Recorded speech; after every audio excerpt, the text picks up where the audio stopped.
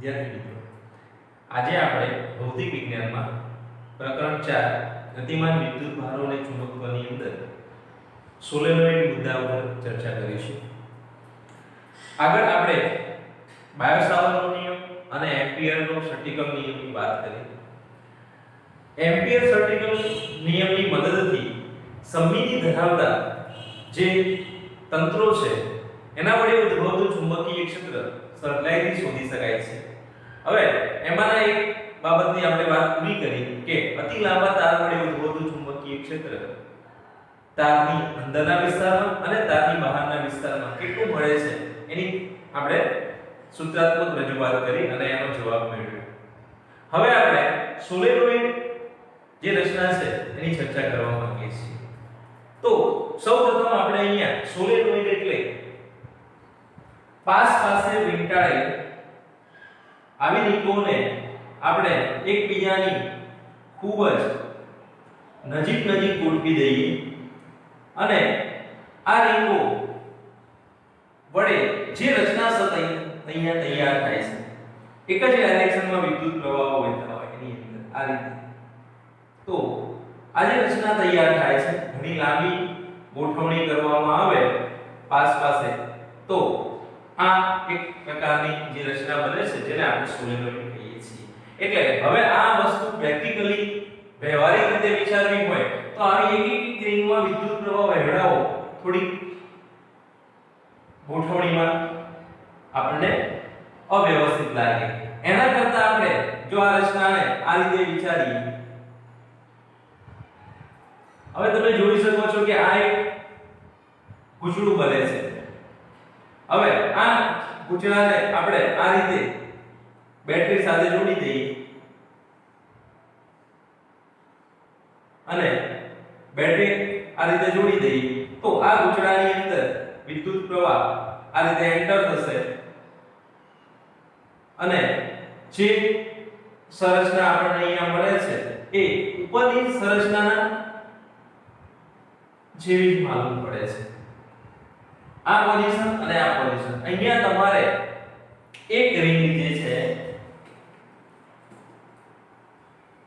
આ એક રિંગ એની બાજુમાં બીજી રિંગ એની બાજુમાં ત્રીજી રિંગ એની બાજુમાં ચોથી રિંગ પણ આ રિંગોની જગ્યાએ આ એક આંટો બીજો આંટો એક હેલિકલ ગૂંચળું તૈયાર કરવામાં આવે અને આ ગૂંચળું ઘણું લાંબુ હોય ત્રિજ્યાની સરખામણીમાં તો એને આપણે લાંબા સોલેનોઇડ તરીકે ઓળખીશું. એટલે અહીંયા જે મેં સંરચના બતાવેલી છે એ રીંગોની જગ્યાએ એક પછી એક આંટો ગૂંચળાનો વિચારવાનો છે. આ રીંગોની ગોઠવણી છે, આ ગૂંચળાની વાત છે. આપણે આની વાત કરી રહ્યા છીએ. પરંતુ અહીં જે ગોઠવણી છે એ ગોઠવણીની અંદર આંટાઓ એકબીજાની તદ્દન નજીક હોય છે. એટલે તમે સમજી લો કે મારી જોડે ધારો કે આ એક નળાકાર છે. આ નળાકાર ઉપર હું તાંબાના તારને પાસ પાસે વીંટી દઉં એકબીજાને સ્પર્શેલા રહે એ રીતે અને પછી આ નળાકારને લઈ લઉં અને જે રચના આપણને મળે એ રચના એ આપણા માટે સોલેનોઇડ બનશે. એટલે હવે આ જે તાર છે તાંબાનો તાર એ તાર એની ઉપર એક અવાહક આવરણ લગાડેલું હોય છે. હવે એ અવાહક આવરણના કારણે શું થશે? તાર એકબીજાની ખૂબ નજીક હશે સ્પર્શેલા તો પણ આ તારનો વિદ્યુત પ્રવાહ એની પાસેના તારની અંદર જશે એટલે શોર્ટ સર્કિટ નહીં થાય. અહીંયા પ્રવાહ જે તે તારની અંદર આ રીતે વર્તુળાકાર ફરતો આગળ જશે. ઇન શોર્ટ કેવું હોય તો વિદ્યુત પ્રવાહનું સાયકલ આ રીતની બનશે. વિદ્યુત પ્રવાહ આ રીતે ફરશે અને આ જે ગોઠવણી છે આવી ઘણી લાંબી ગોઠવણી કરવામાં આવે તો સોલેનોઇડ તૈયાર થાય છે. હવે આ ગોઠવણીના કારણે ઉત્પન્ન થતું ચુંબકીય ક્ષેત્ર સમજવા માટે આપણે અહીંયા થોડી જે ગોઠવણી છે એનો એક આડછેદ અહીંયા વિચારીએ. ધારો કે આવી ગૂંચળું છે. આ ગૂંચળાને આપણે આડછેદ સ્વરૂપે વિચારીએ તો એમાંના જે તાર છે બહાર અહીંથી વિદ્યુત પ્રવાહ બહાર નીકળે છે. આ આંટા છે. આ આંટામાંથી માત્ર બહાર આવતા પ્રવાહને મેં બતાવ્યો છે. અહીંયાથી પ્રવાહ અંદર જાય છે, બીજો આંટો આમ હશે પછી આમ. તો આ જે પ્રવાહો છે આ રીતના છે, અહીંથી બહાર નીકળે છે, અહીંથી એન્ટર થાય છે, બહાર નીકળે છે, એન્ટર થાય છે, બહાર નીકળે છે, એન્ટર થાય છે. આવું ઘણું લાંબુ પૂછડું અહીંયા આપણે સમજી લઈએ. તો એના વડે ઉદ્ભવતું ચુંબકીય ક્ષેત્ર કેવું હશે એ આપણે અહીંયા સમજવું છે. સમજણ પડે છે?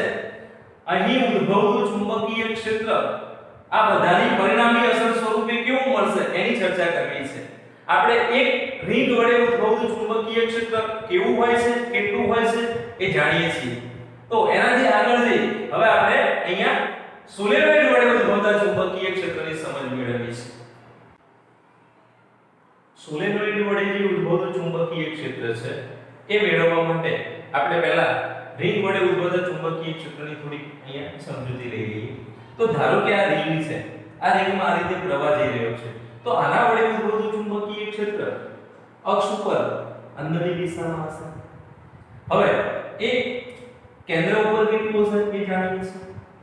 પરંતુ આની આજુબાજુ વિચારીએ, આ પોઈન્ટની આજુબાજુ, તો એ આ રીતે એની આજુબાજુ વર્તુળાકાર હશે, આની આજુબાજુ વર્તુળો બનતા હશે, એમ આની આજુબાજુ વર્તુળો બનતા હશે. એટલે આને તમે આ રીતે સમજો કે આ એક રિંગ છે. તો રિંગની આજુબાજુ એટલે આ રીતે વર્તુળાકાર સ્વરૂપે આની ચુંબકીય ક્ષેત્ર રેખાઓ આ રીતે ફરતી હશે. આમ પ્રવાહ જઈ રહ્યો છે તો અંદરની સાઈડે ચુંબકીય ક્ષેત્ર રેખાઓ આમ જતી હશે, આમ બહાર આવતી હશે, અંદર જઈને બહાર આવતી હશે. એટલે આ રીતે હશે, એમ બધી જગ્યાએ હશે. હવે આ એક રિંગની વાત કરી, આવી રિંગ અહીંયા ગોઠવેલી હોય, એની બાજુમાં બીજી રિંગ મૂકેલી હોય તો શું થશે? તો આ રીતે સમજો કે આ એક કાંટો આ રીતે આની આજુબાજુ આવું એક વર્તુળ થયું, તો બાજુની રિંગની અંદર પણ આવું વર્તુળ થવાનું, કારણ કે પ્રવાહની દિશા તો બંને રિંગમાં સેમ છે. આ રીતે ફરતી હોય તો આ રીતે ફરતો પ્રવાહ હોય તો આ પ્રવાહ પ્રમાણે આ અહીંયાથી ચુંબકીય ક્ષેત્ર આમ બહાર નીકળતું હશે, આ ડાયરેક્શન ચુંબકીય ક્ષેત્રની હશે. તો આ સિચ્યુએશન પ્રમાણે ચુંબકીય ક્ષેત્ર અહીંથી આમ ફરતું હશે, આમ ફરતું હશે, અને રિંગો આ રીતે હશે. બાજુની અહીંયા બાજુમાં રિંગ મૂકી તો એમાં પણ એ રીતે ફરતું હશે. શું થશે? તો એ અહીંયા સમજી કે ધારો કે આ એક પોઈન્ટ છે જે મેં તમને અહીંયા બતાવ્યો. આ પોઈન્ટ ની આજુબાજુ આવું એક સર્કલ બને છે. એ સર્કલ મેં અહીંયા આ રીતે દોરેલું છે. હવે એમાં ચુંબકીય ક્ષેત્રની દિશા બતાવી છે. અહીંયા જે વર્તુળ દોરેલું છે એમાં તીર સ્વરૂપે તમે જોઈ શકો છો કે અહીં ચુંબકીય ક્ષેત્રની દિશા આ જગ્યાએ ઉપર છે. આના માટે આ રિંગ લઈએ તો આ બાજુ ઉપર છે, આ બાજુ નીચે છે. આ બંને એકબીજાને વિરોધમાં આવે છે. એ રીતે આ બંને એકબીજાની વિરુદ્ધમાં આવે છે. એ રીતે આ બંને એકબીજાની આ રીતે. હવે આ રિંગો એકબીજાની ખૂબ નજીક હોય તો આ સ્પેસ ધીમે ધીમે ઓછી કરતા જઈએ. એટલે પાસે રિંગો મૂકવાની વિચારણા કરીએ કે આની અંદર બે રિંગો આવી જાય એટલે આટલાની અંદર એકની જગ્યાએ. તો આ ચુંબકીય ક્ષેત્ર શું થશે? નજીકની રિંગોના કારણે અહીંયા એકબીજાની અસરને કેન્સલ કરશે. કેન્સલ કરશે એટલે ત્યાં ચુંબકીય ક્ષેત્ર મળશે નહીં. અને હવે નીચે જઈએ તો આ ચુંબકીય ક્ષેત્રની દિશા, આ ચુંબકીય ક્ષેત્રની દિશા, આ ચુંબકીય ક્ષેત્રની દિશા એક જ છે. તો અહીંયા લગભગ આ ડાયરેક્શનમાં ચુંબકીય રીતે અહીંયા જુઓ. અને બાહ્ય વિસ્તારમાં મળતી ચુંબકીય ક્ષેત્રની જે દિશાઓ છે એ રીતની હોય છે કે જેથી એ ચુંબકીય ક્ષેત્ર એકબીજાની અસરને દૂર કરે.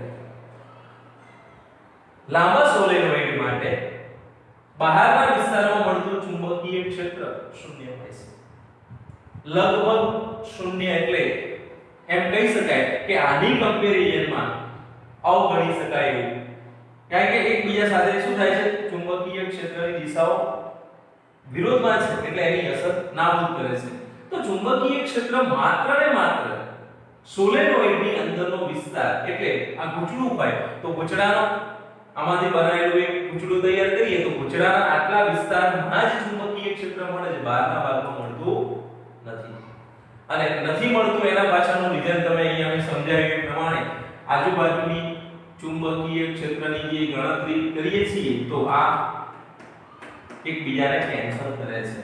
માટે ચુંબકીય ક્ષેત્ર બહાર મળતું નથી. અને ચુંબકીય ક્ષેત્રની જે આ દિશાઓ દર્શાવેલી છે એ દિશાઓ કેટલી ગીચોગીચ છે એના આધારે પણ તમને ખ્યાલ આવે છે કે અહીંયા બહાર છૂટું છે. તો એનો મતલબ કે ચુંબકીય ક્ષેત્ર લગભગ અવગણી શકાય એવું છે, એટલે કે નથી મળતું એવું કહી શકાય.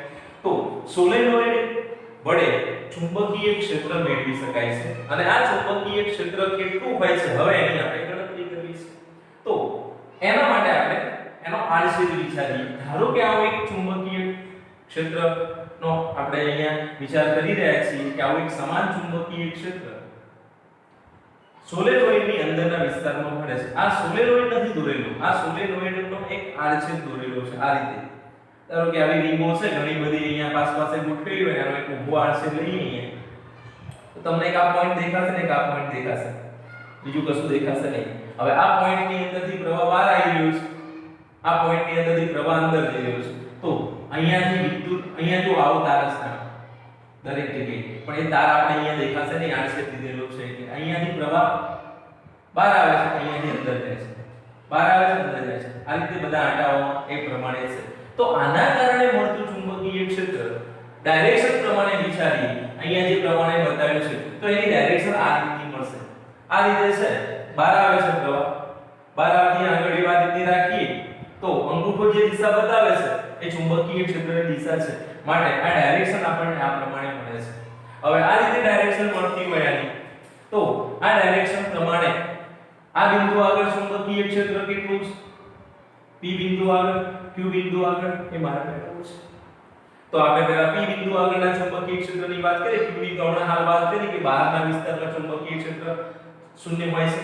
તો આ P બિંદુ આગળ મળતું ચુંબકીય ક્ષેત્ર કેટલું છે એ આપણે જાણવું છે. તો એના માટે શું કરીએ આપણે? એના માટે એમ્પિયર્સ સર્ટિકલ લો ની વાત કરીએ અહીંયા. ઇન્ટિગ્રેશન B સદિશ ડોટ dl સદિશ બરાબર μ0 સિગ્મા I. આ જે છે આને આપણે એમ્પિયર સર્ટિકલ લો તરીકે ઓળખીએ છીએ. આ સમીકરણનો મારે અહીંયા ઉપયોગ કરવો છે. હવે આ ઉપયોગ કરવા માટે આપણે અહીંયા એક એમ્પિરિયન લૂપ વિચારીએ. એક Amperian loop A B C D A. Amperian loop A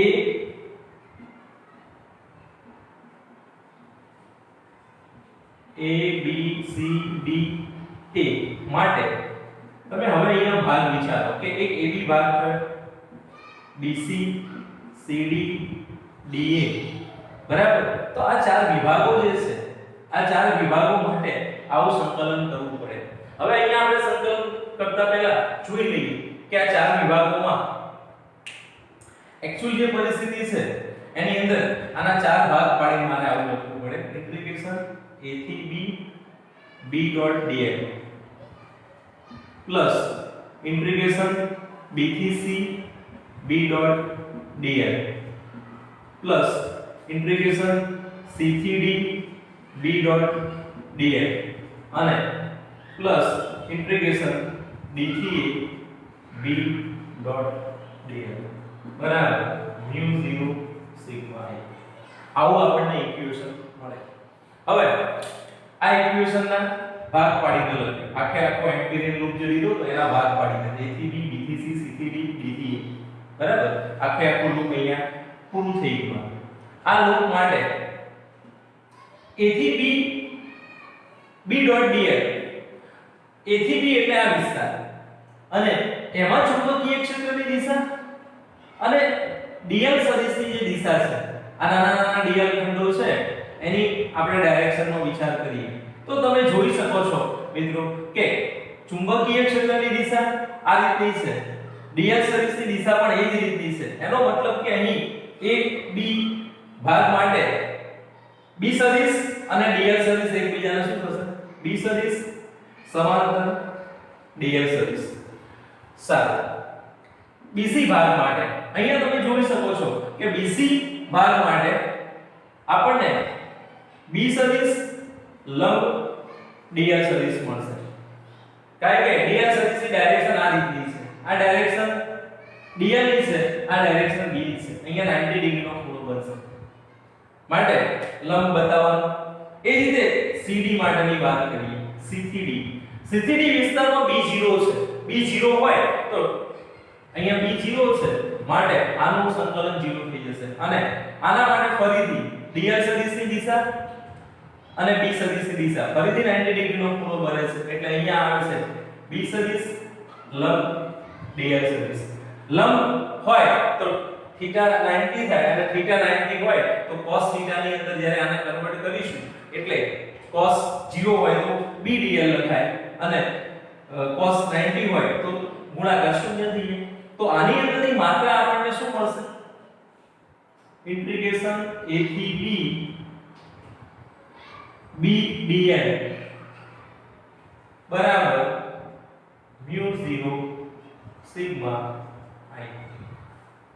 હવે મિત્રો આની અંદરથી આ ત્રણ 0 થઈ ગયા, આ 0 આ 0 અને આ 0. તો આટલું બાકી વધ્યું. આના માટે તમે હવે વિચારો કે આની લેન્થ કેટલી છે. તો આની લેન્થ આપણે બતાવી h બરાબર. તો અહીંયા શું લખાય? b.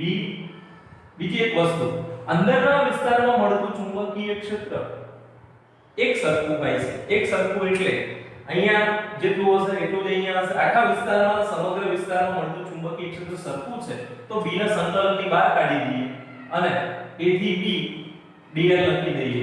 અહીંયા આવશે mu 0 સિગ્મા i. મિત્રો આટલું કર્યા પછી આપણે સિગ્મા i મેળવીએ અને ઇન્ટિગ્રેશન a થી b dl મેળવીએ. તો આકૃતિ ઉપરથી તમને ખ્યાલ આવે છે કે a થી b નો જે ભાગ છે dl નો એ ભેગો થઈ કેટલો બને છે? h જેટલો. તો અહીંયા તો હું આવું લખી દઉં b h અને mu 0 એમ ના સિગ્મા i કેટલા થાય? તો આકૃતિ જે છે એ પ્રમાણે આપણે અહીંયા ધારણા મૂકીએ કે ધારો કે એકમ લંબાઈ દીઠ આંટાની સંખ્યા n છે. n બરાબર એકમ લંબાઈ દીઠ આંટાની સંખ્યા.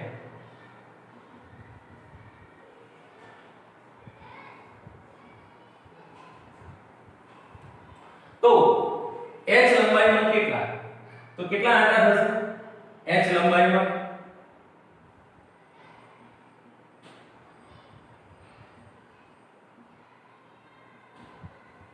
NH.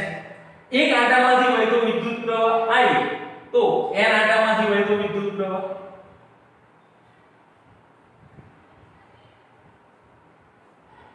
આપણને B = mu 0 ni બરાબર h ની રીતે. તો આ જે ચુંબકીય ક્ષેત્ર છે એ આપણને કેટલા વિસ્તારમાં મળશે? તો આ જે વિસ્તાર છે સોલેનોઇડ નો, અહીંયા વિચારવું હોય તો આવો એક નળાકાર વિસ્તાર બનશે. આ નળાકાર વિસ્તારની અંદર જે ચુંબકીય ક્ષેત્રનું મૂલ્ય છે એ કેવું હશે? B બરાબર mu 0 ni જેટલું. અને બહારના વિસ્તારમાં ચુંબકીય ક્ષેત્ર શૂન્ય મળશે. હવે આ ચુંબકીય ક્ષેત્રની ગણતરી આપણને એક્ઝામ્પલમાં પૂછાય છે આ સૂત્રની મદદથી. તો અહીંયા n એ શું બતાવે છે એ ખાસ ધ્યાનમાં રાખીશું. n એ એકમ લંબાઈ દીઠ આંટાની સંખ્યા બતાવે છે. એનો મતલબ એવો નથી કે આ સોલેનોઇડની અંદર n આંટાઓ છે. આ સોલેનોઇડની અંદર રહેલા કુલ આંટાની સંખ્યા તો કેપિટલ N આપણે ધારીશું, પણ સ્મોલ n જ્યારે વાત કરીએ છીએ ત્યારે એ સ્મોલ n એ એકમ લંબાઈ દીઠ આંટાની સંખ્યા. એટલે ધારો કે 1 મીટરની અંદર 50 આંટા આવેલા હોય તો n બરાબર 50 થાય. 1 મીટરમાં 10 આંટાઓ આવેલા હોય તો એના n બરાબર 10 લખાય. હવે એમ કે એક સોલેનોઇડની લંબાઈ 20 સેન્ટીમીટર છે અને 1 સેન્ટીમીટરમાં 10 આંટા છે. તો કુલ આંટાની સંખ્યા કેટલી થાય? તો કુલ આંટાની સંખ્યા n મેળવવી હોય તો n l કરવું પડે. અને એકમ લંબાઈ દીઠ આંટાની સંખ્યા મેળવવી હોય તો કુલ આંટા ભાગ્યા કુલ લંબાઈ કરવી પડે. એટલે આ બાબત તમારે ધ્યાનમાં લેવાની છે. બીજી વસ્તુ, n નો જવાબ એ હંમેશા પ્રતિ મીટરમાં રાખો. આંટા પ્રતિ મીટર બરાબર. નહીંતર દાખલાનો જવાબ ખોટો પડશે. કારણ કે I એ એમ્પિયર માં લેવામાં આવે છે, mu 0 એ SI માં લેવામાં આવે છે. તો આ n જે છે એ પણ આ બંને SI માં હોય તો આ પણ તમારે SI યુનિટ માં લેવો પડે ને SI યુનિટ છે પ્રતિ મીટર છે. માટે n નો જવાબ કન્વર્ટ કરવો પડે. તો સોલેનોઇડ વડે ઉદ્ભવતું ચુંબકીય ક્ષેત્ર કેટલું હોય છે? તો કે અંદરના વિસ્તારમાં મળતું ચુંબકીય ક્ષેત્ર mu 0 ni જેટલું હોય છે, જ્યાં n એ એકમ લંબાઈ દીઠ આંટાની સંખ્યા બતાવે છે. બહારના વિસ્તારમાં ચુંબકીય ચુંબકીય ક્ષેત્ર કેટલું મળશે? તો બહારનો વિસ્તાર છે એમાં મળતું ચુંબકીય ક્ષેત્ર શૂન્ય હોય છે. બરાબર. અને આ બાબત આપણે ધ્યાનમાં રાખી આના પછીનો જે મુદ્દો છે ટોરોઇડનો, એની અંદર આપણે આ બાબતને ત્યાં ઉપયોગમાં લઈશું. તો આ સૂત્ર દરેક જણાએ સોલેનોઇડ માટે યાદ રાખવાનું છે. હવે વાસ્તવિક રીતે વિચારીએ તો અતિ લાંબો સોલેનોઇડ આપણને મળતો નથી, પણ અતિ લાંબો સોલેનોઇડ કેવો પડે? તો જેની અંદર આંટાની સંખ્યા સોલેનોઇડની લંબાઈ એ એની ત્રિજ્યાની સરખામણીમાં, ધારો કે આ રીતનો સોલેનોઇડ છે, આટલી લંબાઈ ધરાવે, તો આની ત્રિજ્યાની સરખામણીમાં લંબાઈ મોટી હોય તો એનો લાંબો સોલેનોઇડ કહી શકાય. L is too much greater than R. Radius R કરતા L નો જવાબ ઘણો મોટો હોય તો આવી સિચ્યુએશનમાં એક તંત્ર અતિ લાંબા સોલેનોઇડ તરીકે વર્તે છે એવું કહી શકાય. બરાબર. તો અતિ લાંબા સોલેનોઇડ માટેનું આ સૂત્ર છે. હવે આપણે ધારો કે સોલેનોઇડ પરિમિત લંબાઈનો છે તો આ સૂત્ર વાપરી શકીએ. તો એના માટે મિત્રો આગળ જે રીતે આપણે પરિમિત લંબાઈના તાર માટેના સમીકરણની વાત કરી હતી એવા જ સમીકરણને આપણે ત્યાં ઉપયોગમાં લેવું પડશે. અને એના માટેનું જે સૂત્ર છે એ થોડું બદલાય છે, જે μ0ni/2 કૌંસમાં sin θ1 sin θ2 થાય છે. અહીંયા આ રીતનું સૂત્ર આવે છે પરિમિત લંબાઈના સોલેનોઇડ માટે μ0ni/2 કૌંસમાં sin θ1 sin θ2. તો આ સમીકરણમાં θ1 અને θ2 એ આ પોઝિશન પ્રમાણે અહીંયા જે ખૂણાઓ બને છે એ ખૂણાઓ છે. એટલે આપણે કોઈ MCQ માં એક્સ્ટ્રા MCQ ની અંદર ઉપયોગમાં લેવાનું થાય તો ધ્યાનમાં રાખીશું. બરાબર. તો આ સોલેનોઇડ નો મુદ્દો